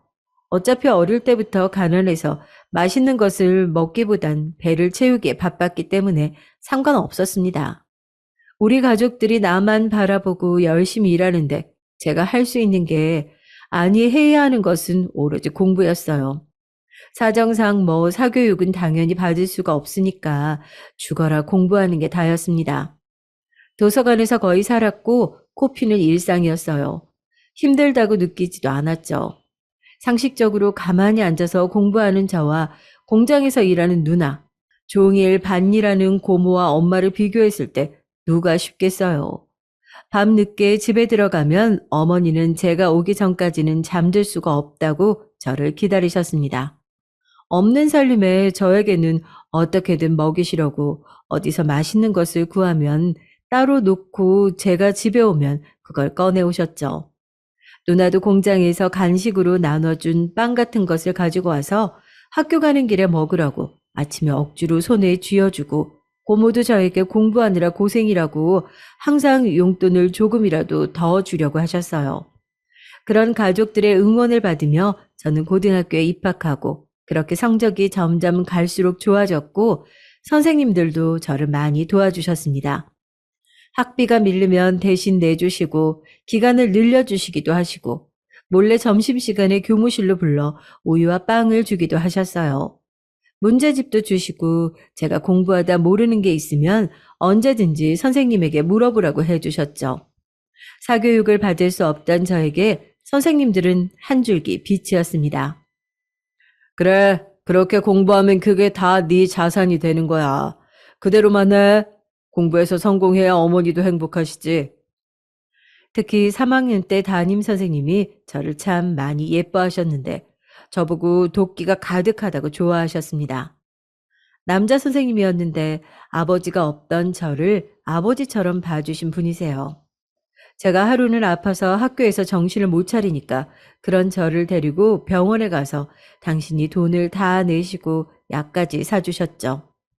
투박한 부분도 있었는데 학생들을 대하는 마음은 진심이셨던 분이었어요. 그날 먹었던 짜장면의 맛은 아직도 기억이 날 정도로 특별했습니다. 선생님은 저를 볼 때마다 성공하자고 주문처럼 말씀하셨어요. 그런 말들이 제가 독하게 공부하는데 참 많은 도움을 줬죠. 대학 원서를 쓸 때도 학비가 싼 국립대 위주로 많이 봐주셨고요. 졸업식 때는 헤어지기가 싫어서 선생님을 끌어안고 엉엉 울기까지 했을 정도였습니다. 그렇게 감사한 선생님들 덕분에 저는 서울에 있는 사립대학교에 입학할 수 있었어요. 지역에 있던 국립대도 붙었는데 서울에 있는 학교가 더 명문대라 어머니는 거기에 진학하길 바라셨습니다. 유일하게 고등학교에 가고 무려 대학교도 가는 아들인데 공부는 많이 해야 한다고 하셨어요. 고모와 누나도 그동안 돈 많이 모았다고 무조건 좋은 학교에 가라고 했습니다. 가족들에게 미안하고 고마웠는데 제가 할 수 있는 것은 대학에 가서 공부뿐이었어요. 남들은 신입생이고 이제 성인이니까 술도 마시고 같이 MT도 가고 놀기 바빴는데 전 그럴 시간이 없었습니다. 한 가지 여기서 웃긴 게 있는데 우리 누나가 결혼을 하게 됐어요. 상대가 누구냐면 바로 영철입니다. 네, 우리 옆집 살던 영철이와 누나는 결혼했는데 동네에서 어른들께 많은 축하를 받았어요. 영철이는 저처럼 고등학교에 진학한 게 아니고 누나처럼 공장에 들어갔는데 거기서 눈을 맞았다고 하더라고요. 영철이네 가족과 우리는 원래 그냥 한 가족처럼 지내서 제 고등학교 졸업식과 대학 입학식 때도 영철이와 영철이네 부모님이 오셨는데 그때도 이미 다 알고 있었고 저만 모르던 사실이었더라고요. 아무튼 그렇게 둘은 결혼해서 제가 있던 서울로 올라왔는데 서울에 일자리가 많으니 여기서 새 삶을 시작하겠다고 했어요. 저야 뭐 가족이 올라온다니까 싫을 이유가 있겠나요. 열심히 공부하고 누나와 영철이네 집에 가서 같이 밥도 먹으며 대학 생활을 했습니다. 저는 대학생 때 놀았던 기억이라곤 누나와 영철이와 셋이 한강에 가서 놀았던 기억뿐이에요. 방학 때는 과외를 6개씩 하며 돈을 벌었고 피 터지게 공부해서 장학금도 많이 탔습니다. 생활비를 남겨두고 엄마와 고모에게 돈도 보내드리고 우리는 사람답게 살 수 있었죠. 성인이 돼서야 저와 누나는 고모와 엄마를 모시고 소고기를 처음 먹었는데 너무 맛있어서 진짜 말 그대로 눈물이 나왔어요. 이래서 맛있는 음식이라는 말이 있는 건 줄 그때 처음 알았죠. 그러다 우리 집에 너무도 슬픈 일이 생겼는데 고모가 돌아가시게 됐습니다. 원래 지병이 있으셨는데 나이가 들며 더 버티기 힘들어져서 병원에 계시다 돌아가셨어요. 고모는 돌아가시면서 엄마에게 통장 하나를 건네며 평생 모은 거라고 이제 아들과 딸이 있는 서울로 올라가라고 하셨대요. 그 돈으로 서울에 있는 작은 집을 하나 구해서 엄마와 제가 살게 되었습니다. 시골에 있는 집은 팔지 않고 일부러 놔두었어요. 그때쯤 저는 군대도 다녀오고 우수한 성적으로 졸업해서 대기업에 입사했는데 사실 그때까지 전혀 결혼 생각이 없었습니다. 엄마는 저에게 좋은 여자를 만나서 결혼하라고 말씀하셨지만 전 우리 가족이 나에게 얼마나 헌신적이었는지 아니까 엄마를 놔두고 결혼하고 싶지 않았어요. 누나와 매형은 아이까지 낳고 잘 살고 있었고 조카를 보며 대리만족을 했습니다. 진짜 제 인생에 결혼이라는 것은 없었죠. 그러다 들어간 회사에서 열심히 일하던 도중 팀장님이 저를 부르더니 미팅을 주선하셨어요. 황당스러워도 정중하게 거절했는데 팀장님은 일단 나가보라고 계속 압박을 주셨습니다. 사회생활이라는 것이 제가 싫어도 해야 하는 거잖아요. 결국 팀장님의 압박으로 나가게 됐는데 저는 별로 감흥이 없었어요. 첫눈에 반하지도 않았고 분위기가 좋았다고도 말 못하겠는데 그 여성분은 제가 마음에 드셨는지 끊임없이 구애하셨죠. 심지어 회사까지 찾아오셨는데 그걸 보고 회사 직원분들이 많이 관심을 가졌습니다. 저도 처음에는 막 꽂히는 느낌이 없었는데 확실히 만나보니 관심이 생겨서 연애를 시작했어요. 그래도 엄마 생각에 결혼 생각은 여전히 없었는데 여자친구는 결혼 생각이 많았습니다. 저는 월급으로 저만 감당하는 게 아니고 엄마를 모시고 살고 있어서 결혼하면 엄마가 혼자가 되니 걱정이 컸었죠. 어머니는 밭일을 오래 하셔서 건강이 많이 안 좋으셨는데 특히 무릎이 안 좋아서 일하고 싶어도 할 수가 없던 상황이었습니다. 결혼 전에도 병원에 자주 가서 제가 결혼하게 된다면 엄마를 돌볼 사람이 없었어요. 그렇다고 결혼한 누나와 매형 보고 엄마를 모시라고 할 수도 없잖아요. 그 집엔 벌써 조카가 둘이었고 둘 다 고등학교도 나오지 않아 할 수 있는 일이라곤 공장에서 돈을 버는 게 전부였거든요. 특히 누나는 혼자 아이 둘을 집에서 키우느라 고생인데 거기에 어떻게 어머니를 맡기겠습니까? 그래서 저는 여자친구에게 진지하게 말했죠. 우리 가정 환경이 이래서 나는 결혼 생각이 전혀 없다고 하니까 여자친구는 알겠다고 했습니다. 그렇게 말해도 헤어지지 않았고 몇 년 더 사귀었는데 저는 결혼 생각이 분명 없다고 했기에 여자친구도 그런 줄 알았어요. 그러지 않으면 이미 헤어지고 다른 남자를 만날 수 있었으니까요. 그런데 여자친구는 어느 날 저에게 말을 꺼냈습니다. 재범 씨, 나도 생각을 많이 했어. 그런데 어머님은 일단 따로 살다가 나중에 몸이 더 안 좋아지면 그때 우리가 모시고 살아도 되잖아. 생활비? 지금 월급 다 주는 거 아니라며. 그냥 몸만 따로 살고 자주 찾아뵈면 돼. 어머니도 그거 원하실 거야. 여자친구의 말대로 월급을 전부 어머니에게 맡기는 것은 아니었어도 어머니 병원비가 많은 부분을 차지하고 있어서 저는 생각에 변함이 없었어요. 그런데 여자친구는 막무가내로 결혼하자고 말하며 심지어 우리 집까지 와서 예비 며느리라고 인사까지 했습니다. 이 일로 많이 싸우고 결국 헤어지자고 얘기도 나왔는데 어머니가 저를 진지하게 앉히더니 말씀하셨어요. 아마 결혼 때문에 여자친구와 다툼이 있었다는 것을 눈치채신 것 같았습니다. 아들, 결혼해라. 설마 돈 때문에 그리고 엄마 때문에 고민하는 거면 괜찮어. 그러더니 어머니는 서랍 깊숙한 곳에서 통장을 하나 꺼내더니 저를 주셨어요. 제 결혼을 위해 그동안 살면서 10,000원, 20,000원 생길 때마다 모았다고 이 돈을 들고 결혼하라고 하셨는데 액수가 상당했습니다. 그동안 월급으로 엄마 책임지느라 고생했다며 이제 제 인생을 살라고 하셨어요. 한평생 가족들의 도움만 받고 살아 죄송한 마음에 눈물이 왈칵 터졌습니다. 소식을 들었는지 누나와 매형도 저를 집으로 불러 돈을 주며 결혼하라고 했어요. 차마 누나한테는 돈을 받을 수가 없어서 싸움에서 거절해야 할 정도였습니다. 물론 저도 여자친구를 사랑하는 마음이 있었기 때문에 결혼 생각은 없어도 헤어질 생각은 하며 얼마나 힘들었는지 몰라요. 그런데 이렇게 가족들이 제 결혼을 바라기도 하고 여자친구와 헤어지지 않아도 되니 얼마나 기뻤는지 몰라요. 고마운 마음과 미안한 마음을 가진 채 저는 여자친구와 결혼하게 됐습니다. 처가에 인사하러 갔을 때 다행히 장인어른과 장모님이 제가 서울에 있는 유명 대학교도 나오고 대기업에 다니니까 너무 좋아하셨어요. 우리 집에서도 여자친구 성격이 워낙 싹싹하니 누나와 엄마가 결혼하는 걸 반기셨습니다. 양가의 반대는 전혀 없이 결혼식을 올렸는데 저는 회사에서 대출을 받고 은행에서도 받고 어머니가 주신 돈을 합쳐 회사 근처에 집을 하나 구했어요. 큰 집은 아니어도 아내와 둘이 살기엔 꽤 괜찮은 크기였습니다. 사실 저는 어릴 때는 집이 없었고 자랄 때도 방 한 칸에 누나, 엄마, 고모와 저까지 넷이서 잘 정도로 가난해서 그 정도도 좋았어요. 결혼했으니 책임감이 생겨 회사에서 더 열심히 일하기 시작했고, 아내는 결혼하고 회사를 그만두고 집에 있었습니다. 먹여 살릴 가족이 하나 더 늘었으니 더 성실하게 일하면서 가정에도 최선을 다했어요.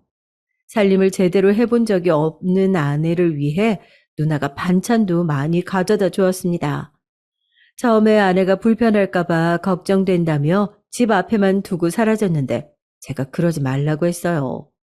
누나나 어머니가 시집살이를 시킬 사람도 아니고 오히려 패기치는 것을 싫어하는 사람들이라 아내와 저는 편하게 반찬도 얻어먹고 명절에도 오히려 처가를 먼저 갈 정도였습니다. 어머니도 저에게 처가에 잘하라고 얼굴을 볼 때마다 말씀하셨고요. 누나는 고모가 우리에게 해줬던 것을 잊지 못한다고 본인도 아내와 저에게 그런 존재가 되어주고 싶다고 했어요. 누나와 매형은 아들 2명을 낳았는데 제가 결혼 전부터 많이 데리고 놀아주어서 저를 많이 따랐죠. 아내도 결혼하고 바로 아이를 가졌는데 첫째 아이는 아들이었어요. 손주들이 그때까진 다 아들이라 아내가 둘째를 가졌을 때 어머니가 내심 기대를 하셨는데 둘째는 딸이었습니다. 2살 차이로 낳게 됐는데 저는 아기를 낳고 나서 책임감이라는 단어를 확실히 알 수 있었어요. 그 전에도 제가 어머니와 누나 그리고 아내에게 가졌던 마음은 컸지만 내 자식들이 세상에 나오니 비교할 수 없는 감정이 저를 감쌌습니다. 진짜 세상이 무너져도 이 자식들을 살려야겠다는 마음이 들었는데 그 생각이 들며 돌아가신 아버지가 생각났어요. 저와 누나를 구하려고 불길 속으로 뛰어들어갔던 아버지의 마음을 어릴 때는 무슨 마음인지 이해가 가지 않아 궁금했는데 자식들을 보니 저라도 그럴 것 같았죠. 왜 어머니가 우리 남매에게 그렇게 헌신적이었는지 이제야 알겠더라고요. 회사에서 아무리 괴롭고 힘든 일이 있어도 집에 들어가서 아이들 얼굴을 보며 금세 잊게 되는 기적이었습니다. 힘들어도 집에 들어가서는 절대 티를 내지 않으려고 했고 아내한테는 물론 그랬죠. 아이들에게는 저도 헌신적으로 대하게 됐어요. 그런데 이런 제 마음이 너무 컸는지 도대체 무슨 이유로 하늘이 저한테 그러시는 건지 모르겠지만 지금 생각해도 마음 아픈 일이 일어났습니다. 둘째가 정확히 3살 때일 때 갑자기 발작을 하고 열이 너무 많이 나서 몇 번 자다가도 응급실에 간 적이 있었어요. 아내는 정신을 못 차리고 울고 저도 겨우 떨리는 손으로 운전할 수 없어 택시를 타고 갔는데 2번째까지는 응급실에서도 아이들이 종종 발작하는 경우가 있다며 안심시켰는데 5번이 넘어가자 진지하게 검사해보자고 하더라고요. 아이가 멍하게 있는 경우도 가끔 있었고 특히 밤에 그러는 경우가 많았는데 검사를 받아보니 뇌전증이라고 했는데 세상이 무너지는 것 같았습니다. 고작 3살이고 너무 어린데 병에 걸렸다니 믿고 싶지 않았어요. 이 사실을 힘들게 어머니에게 털어놓고 누나 부부에게 말했더니 누나와 엄마도 매우 안타까워했습니다. 그렇게 약물 치료도 하고 입원도 몇 번 하며 딸은 어릴 때 많이 아팠는데 현실적으로 병원비가 부담이 많이 됐어요. 제가 아무리 대기업에 다닌다고 해도 맞벌이도 아니었고 또 신혼집을 사며 대출이 많아서 더 대출을 받는 것도 힘들었습니다. 이미 회사에서 받은 대출로는 집을 샀고 더 허리띠를 졸라매며 열심히 힘내서 돈을 벌었죠. 아내에게 말은 안 했지만 부족한 병원비 때문에 회사에서 퇴근하고 일부러 야근한다고 말하고 대리운전을 한 날도 수도 없이 많았어요. 그때는 진짜 쉬는 날이라는 존재가 제 인생에 없을 때인데 주말에도 지친 몸을 이끌고 막노동이라도 하며 아이 병원비를 벌려고 안간힘을 썼습니다. 당연히 저도 사람이라 힘들었는데 제가 그렇게 일하지 않으면 우리 딸 병원비를 낼 수가 없으니 선택지가 없었어요. 단 하루도 쉬지 못하고 일하니 회사에서 쓰러지기도 했는데 아내가 울면서 저까지 쓰러지면 자기는 어떻게 사냐고 말해서 그때 정신을 차렸습니다. 아내에게 차마 부업으로 여러 일을 하고 있다고 밝히긴 힘들어서 그냥 신경 쓸 게 많아서 그랬다고 둘러대고 결국 누나를 찾아갔어요. 정확히 말하자면 돈을 빌리려는 의도도 있었는데 그것보다 저는 위로받고 싶은 마음이 컸어요. 매형과 누나는 연락도 없이 찾아간 저를 아주 반갑게 맞아줬고 조카들과 놀아주고 같이 저녁을 먹는데 진짜 술이 물처럼 들어갔습니다. 제가 너무 힘들어하며 술을 마시니까 누나도 조심스럽게 먼저 물어봤어요. 재범아, 무슨 일 있어? 왜 그래? 괜찮으니까 천천히 말해봐. 저는 진짜 평생을 누나 도움을 받고 살았는데 이렇게 또 손을 벌리는 게 너무 비참하고 미안하고 말이 나오지 않았어요. 계속 우니까 매형이자 친구인 영철이가 저에게 혹시 돈이 필요하냐고 물어봤어요. 처음에 장난스럽게 물어봤는데 제가 아무 말도 하지 못하니까 둘은 잠시 조용히 있더니 누나가 방에 들어가서 통장 하나를 가지고 나왔습니다. 돈을 빌리러 온 것은 맞는데 저렇게 순순히 돈을 주는 누나를 보니까 가슴이 미어졌어요. 말도 못할 정도로 울며 꼭 갚겠다고 말했는데 매형과 누나는 정신을 똑바로 차리라고 했습니다. 아주 나중에 알게 된 사실인데 그 돈은 이사 비용이었다고 해요. 누나네가 아이들이 크면서 이사 가려고 모아놨는데 그 돈을 저에게 준 거였습니다. 병원비를 누나 부부에게 받고 저도 더 열심히 살기로 시작했어요. 몸에 무리가 가지 않게 대리운전을 하며 부업도 하고 회사에서 승진해서 돈을 더 받기 위해 열심히 노력했습니다. 너무 다행히 딸은 수술이 끝나고 정상적인 생활을 할 수 있었어요. 수술을 하며 밖에서 기다리는데 피가 마르는 기분이 들었습니다. 그래도 의사 선생님께서 수술이 잘 끝났다고 해서 얼마나 다행이었는지 모르겠어요. 인생의 가장 큰 고비라고 생각한 일이 끝났으니 이제 숨을 돌릴 수 있나 싶었는데 이번엔 처가에서 문제가 생겼습니다. 누가 아팠던 것은 아니고 장모님이 아는 사람에게 사기를 당하셨어요. 액수가 좀 컸는데 결국 우리 부부에게도 도움을 요청하셨습니다. 저는 안 그래도 돈을 모으면 누나 부부에게 갚아야 하는데 아내는 저에게 돈을 요구하니 난감했죠. 제가 누나와 매형에게 받은 돈의 정확한 액수는 아내가 알지 못했거든요. 아내에게 그 빚의 액수가 부담될 수도 있으니 일부러 말하지 않은 거였는데 아내는 그 사실을 모르니 저에게 계속 돈을 요구했어요. 여보, 진짜 너무한다. 다른 사람도 아니고 우리 엄마잖아. 나를 낳아준 사람. 여보, 나도 마음 같아선 돈을 주고 싶어. 그런데 진짜 돈이 없어. 보민이 수술 끝난 것도 얼마 전이잖아.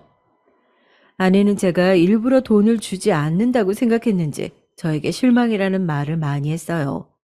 저는 그럴 때마다 너무 난감하고 억울하고 아내가 진심을 알아주면 얼마나 좋을까 생각했죠.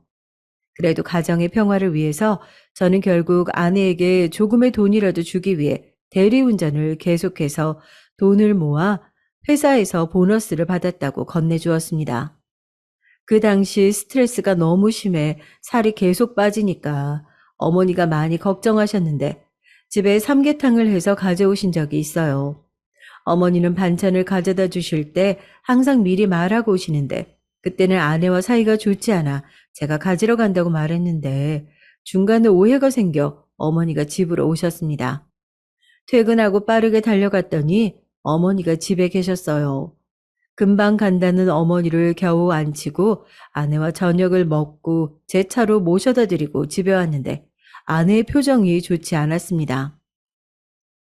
당신 어머니는 내가 이렇게 모시는데 우리 엄마한텐 너무해. 처가 식구들은 가족도 아니니? 어떻게 이럴 수가 있어? 내가 얼마 전에 보너스 줬잖아. 여보, 나도 진짜 최선을 다하고 있어. 그거 뭐 얼마나 된다고. 그런 식으로 눈치 줄 거면 나도 나가서 일할게. 무슨 돈으로 이렇게 사람 눈치를 주니? 그런 뜻 아니잖아. 여보, 제발 진정하고 내 말 들어. 아니, 듣기도 싫어. 됐어. 실망이야. 부부싸움을 하는 횟수도 많아졌고 결국 아내는 나가서 일을 시작했는데 옷가게에서 일을 시작했어요. 뭐 아내 말로는 아는 언니 가게라는데 그렇게 밖에서 돈을 버는 아내가 안쓰럽기도 하고 속상하기도 했습니다. 장모님 금액이 워낙 커서 그렇게 아내까지 도와주며 일했는데 아무래도 밖에서 부모가 둘 다 일을 하니 집안은 개판이 되었습니다. 사실 그전에도 아내가 살림을 잘하는 편은 아니라 제가 청소, 빨래, 요리까지 다 했었는데 날이 갈수록 집은 사람의 손길이 닿지 않으니 엉망이더라고요. 아이들도 저와 아내가 둘이 일하니 관리가 제대로 되지 않아서 마음대로 학원을 빠지거나 집에 늦게 들어오는 때가 늘어났죠. 결국 저는 누나 부부에게 양해를 구하고 갚기로 한 돈의 기간을 늘리고 장모님 빚을 갚아주었습니다. 그 대신 아내에게 집에 있으라고 했더니 아내는 그제야 마음이 풀렸는지 저와 대화했어요. 저는 저한테 어떻게 해도 괜찮았는데 아이한테는 잘하길 바랬습니다. 그런데 아내는 빨래도 제대로 하지 않아 아이들이 똑같은 옷을 3일씩 입고 다니는 것을 보고 저는 퇴근하고 제가 세탁기를 돌리고 청소기를 돌렸어요. 종일 회사에서 일하고 상사들 비비 맞추느라 퇴근하면 기진맥진인데 가끔 대리운전까지 하고 돌아오면 온 몸이 천근만근이었습니다. 그런데도 제대로 청소하지 않아 바닥에 휴지가 굴러다니는 것을 보면 제가 도대체 왜 이러고 사는지 한숨만 나왔어요. 또 아이들한테도 미안했던 것이 회사에 있으면 전화가 와서 아빠 언제 집에 오는지 묻는 게 점점 늘어났고 대리운전을 하지 않는 날에는 저를 기다린다고 문 앞까지 나와 있었습니다. 이런 아이들을 보며 더 돈을 많이 벌어야겠다는 마음도 들었지만 아내에게 실망도 늘어갔어요. 그래도 부부가 한번 인연을 맺었으면 끝까지 가야 하니까 제가 더 열심히 일했습니다. 장모님은 제가 사기당한 돈을 갚아주니 사위를 잘 두었다고 너무 좋아하셨죠. 그렇게 좋아하는 장모님을 볼 때는 힘들어도 서로 돕는 게 가족이라고 생각했습니다. 아이들을 데리고 어머니를 보러 가면 어머니는 너무 좋아하셔서 가끔 주말에 시간을 내어 어머니를 보러 가곤 했죠. 날이 갈수록 나이가 드시니까 점점 늙어가는 어머니의 모습을 보며 결혼 전에 아내가 말했듯 나중에 나이가 들면 어머니를 모셔야지 생각했어요. 아내는 제가 장모님 돈을 갚아주자 처가에서 본인 기가 살았는지 저에게 여행 갈 비용도 달라고 요청했어요. 저는 밥도 나가서 회사 사람들과 먹지 않고 혼자 구내 식당에서 먹고 대리운전도 계속 뛰면서 여행 비용까지 줬습니다. 제가 이렇게 아내에게 잘해줬던 이유는 나중에 어머니를 모실 상황이 올 수도 있어서 그런 거였어요. 실제로 아내에게 잘해주면 그만큼 아내도 저에게 잘했으니 이게 부부 생활인 줄 알았습니다. 그렇게 아이들을 키우고 살고 있다가 사건이 하나 터지게 됐어요. 회사가 큰 사업을 앞두게 돼서 바쁜 나날이 이어졌죠. 야근하며 버티던 날이었는데 되게 추운 겨울이었습니다. 이번 겨울도 되게 춥잖아요. 진짜 매서운 바람에 눈도 많이 와서 길이 빙판길이었죠. 그러다 회사에서 오후에 열심히 회의하며 일하고 있었는데 핸드폰에 전화가 자꾸 걸려왔어요. 웬만하면 우리 가족들도 제가 2번 넘게 받지 않으면 전화하지 않는데 3번이 울리기에 결국 회의 도중에 다른 팀원들에게 양해를 구하고 나와서 전화를 받았습니다. 번호를 봤더니 어머니 번호라 저는 더 놀랐어요. 평소에 이런 분이 전혀 아니었거든요. 네, 여보세요? 어머니, 무슨 일이세요? 안녕하세요. 장순자님 자녀되시죠? 지금 어머님이 응급실에 실려오셔서 연락드렸어요. 뭐라고요? 잠시만요. 지금 바로 가겠습니다. 잠시만 기다려주세요. 저는 아무리 회사 일이 바빠도 어머니가 아프다니까 한 번도 그런 적이 없는데 당일 연차를 내고 응급실로 달려갔습니다. 혹시라도 큰일이 생긴 건지 너무 걱정되어 손이 달달 떨렸어요. 기사님에게 어머님이 쓰러져서 그런다고 빨리 가달라고 하니까 빠르게 운전해 주셔서 감사했습니다. 응급실로 뛰어갔더니 어머니는 누워서 정신을 못 차리고 계셨어요. 의사가 말하길 요즘 길이 꽁꽁 얼어 이렇게 노인분들이 자주 실려오신다며 일주일 정도 입원하며 상태를 지켜보자고 하셨어요. 그래서 저는 알겠다고 대답하고 어머니와 손을 잡고 그래도 살아있음에 다행이라고 생각하며 누나에게 연락했습니다. 알고 봤더니 병원에서는 저와 누나에게 연락했는데 누나가 그날 아이들 때문에 병원 가느라 연락하지 못했다고 했어요. 다행히 그냥 감기로 간 거라고 누나는 저를 안심시켰고 그렇게 어머니를 입원시키고 집에 돌아오는데 정신이 하나도 없더라고요. 아내에게 상황을 알리고 겨우 진정하고 일주일 동안 하루도 빠지지 않고 면회를 갔는데 어머니는 상태가 좀처럼 나아지지 않았습니다. 아무래도 나이가 있으니까 젊은 사람들처럼 빠른 회복이 불가능했죠. 의사가 가족들이 상태를 계속 봐야 한다고 강조하며 노인이라 겨울에 같이 있어야 더 다치지 않는다고 지금도 다 나은 것은 아니니 가정에서 특별히 신경 써야 한다고 강조했습니다. 또 일주일에 한 번씩 병원에 방문해서 경과도 지켜봐야 했고 꼬리뼈뿐만 아니라 원래 안 좋았던 무릎과 발목 그리고 어깨까지 다 다쳐서 물리치료도 꾸준히 받아야 한다고 했어요. 저는 그 말을 듣고 이제 어머니를 모실 때가 됐다고 생각했죠. 그래서 아내에게 어렵게 말을 꺼냈어요. 당연히 아내가 좋아할 이야기는 아니라는 것을 알고 있었고 최대한 눈치 보며 조심스럽게 얘기를 했습니다. 그런데 아내의 반응에 저는 너무나도 큰 충격을 받게 됐어요. 여보, 그래서 우리 어머니 한 달만이라도 집에서 모시면 안 될까? 일단 같이 지내면서 경과를 지켜봐야 해서. 미쳤어? 내가 노인네랑 어떻게 살아? 지금 애들 2명 키우는 것도 난 너무 힘들어. 집 말고 요양원에 보내. 요즘 요양원 시설이 얼마나 잘 되어 있는지 몰라? 노인네 병간호가 쉽냐? 무슨 말을 그렇게 쉽게 아내한테 꺼내? 당신 제정신이야? 정신 차려. 여보, 어떻게 그런 말을 나한테 할 수 있어? 진심으로 하는 말이야, 지금? 뭐라고? 당신이야말로 다시는 이 얘기 꺼내지도 마. 알겠어? 나 지금 당신 말 듣고 너무 놀래서 심장이 두근거려, 인간아. 정신 차려. 어머니를 모시게 되면 어머니가 살고 계신 집을 팔아 그 돈으로 모시자고 얘기하려고 했던 저는 아무 말도 하지 않았습니다. 안 좋아할 거라는 건 알았지만 결혼 전에 이미 얘기했던 사실인데 당황했어요. 물론 결혼하고 시간이 지났으니 잊을 수도 있습니다. 그런데 제가 우리 가족이 그동안 어머니와 누나에게 받은 게 얼마나 많고 또 제가 처가에 해준 것이 몇 갠데 저렇게 단박에 싫다고 요양원에 보내라고 말을 하는 아내를 보고 너무 상처를 받게 됐어요. 만약 어머니가 우리 집에 오면 당신 편하게 내가 집안일도 아예 다 하고 간병인도 부를 거고 이런 말은 꺼내지도 못했습니다.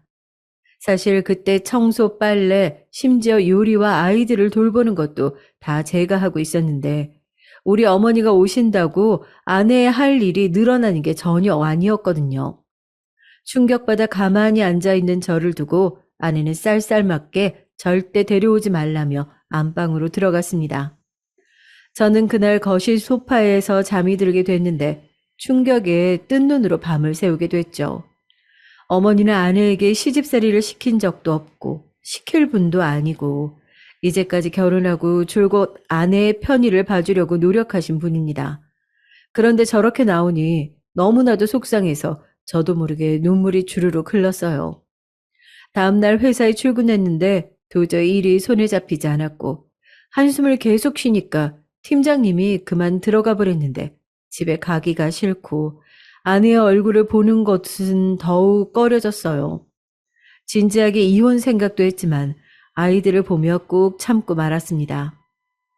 마침 누나가 연락 와서 누나네 집으로 가서 매형과 셋이 얘기하는데 저는 결국 딸의 건강도 안 좋으니 아내가 내키지 않아 한다고 말을 하게 됐죠. 물론 이 말은 거짓말이었습니다. 딸은 누나 부부 덕에 큰 수술을 마치고 나서는 한 번도 크게 아픈 적이 없었어요.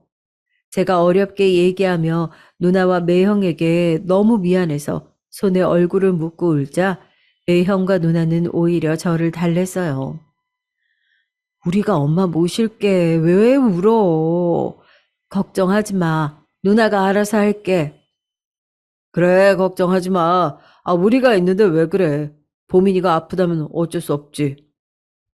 살면서 누나에게는 받기만 하고 제대로 보답해 준 적도 없어서 정말 미안함에 누나 얼굴을 제대로 보지 못했어요. 평소에는 눈물을 억지로 나오게 하려고 해도 나오지 않는데 유독 누나 얼굴만 보면 가슴이 아프고 눈물이 나왔습니다. 매형에게도 너무 미안했고 사실 누나와 매형은 공장에서 둘이 만났을 만큼 제대로 된 직장도 없어서 매형은 택배 일이나 화물차 운전을 하며 돈을 벌었어요. 그래서 절대 넉넉하게 사는 형편이 아니라는 것을 제가 누구보다 잘 알고 있었습니다. 그런데 그런 누나와 매형에게 어머니를 맡기다니 너무 미안했어요. 우리 집 형편은 제가 회사에서 오래 일해서 평균보다 꽤 월급을 받고 있었고, 그때는 상황도 안정되고 능력도 인정받아 인센티브를 많이 받게 되어 대출 빚도 다 갚은 상태였습니다. 당연히 상황상으로 경제적으로도 제가 모셔야 하는 게 맞는데, 그러지 못하는 현실이 너무 미웠어요. 제가 할 수 있는 것은 오로지 누나에게 아내 몰래 인센티브 받은 돈을 억지로 주는 것뿐이었습니다. 누나는 됐다고 거절했지만 막무가내로 계좌로 보내고 그것도 돌려주길래 몰래 가서 돈을 조카 손에 주고 도망쳐서 나왔네요. 그렇게 어머니는 누나 집에서 지내게 됐는데 역시나 어머니는 본인이 폐를 끼친다고 너무 미안해 하셨어요. 누나와 매형이 말려도 아픈 몸으로 집안일을 하셨습니다. 누나에게는 아무리 돈을 줘도 미안해서 또 대리운전하며 돈을 벌어 조카에게 선물도 많이 사주고 하고 싶은 것들을 하게 해주었어요. 그렇게 누나 가족에게 신경 쓰다 보니 자연스럽게 아내 처가 쪽에 신경을 못 쓰게 됐는데 아내는 그런 저를 보고 너무하다고 자기가 어머니를 모시지 않아서 그러냐고 따지기도 했죠. 저는 아니라고 답했지만 아내의 눈에는 이미 제가 너무한 사람이 되어 있었고 심지어 처가에 알렸는지 장인어른이 연락 와서 저에게 어머니를 모시는 것은 며느리가 할 일이 아니라고 상식적으로 생각하라는 소리까지 듣게 됐습니다. 심적으로 너무 힘들어서 불면증에도 걸리고 밥을 먹어도 배가 고파 폭식증에 걸렸어요. 병원에 어머니를 데려가는 것도 제가 담당했는데 누나가 신경 쓰지 말라고 본인이 가겠다고 해도 저는 그것만큼은 제가 했습니다. 저 하나 고등학교와 대학교에 보내겠다고 우리 가족이 희생을 얼마나 했는지 너무나도 잘 아니까 이런 것쯤은 당연히 제가 할 일이라고 생각했죠. 아내가 알면 화를 낼 테니 비밀로 하며 다녔는데 이렇게 살아서 뭘 하나 하는 생각이 들기도 했어요. 그때는 이미 아내에게 남은 감정은 사랑이 아니었습니다. 그저 아내가 엄마 역할이라도 잘하길 바랬는데 그마저도 제대로 하지 않고 놀러 다니기 바쁜 아내를 보며 한숨만 쉬고 술만 마시게 됐어요.